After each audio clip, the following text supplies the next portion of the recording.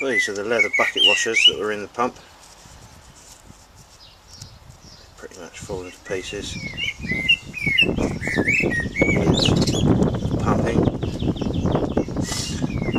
So I use this thick rubber to cut out some better washers. I've only used 2.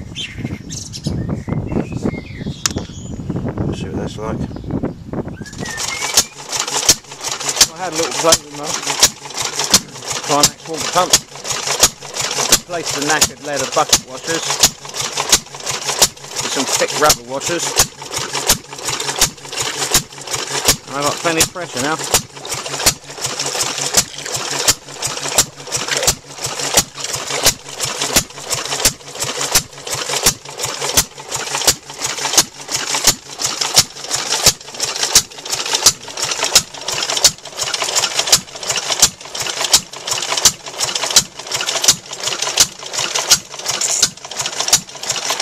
Need a longer fan belt. I must mount the thing in front of the engine, not beside it. It's looking good.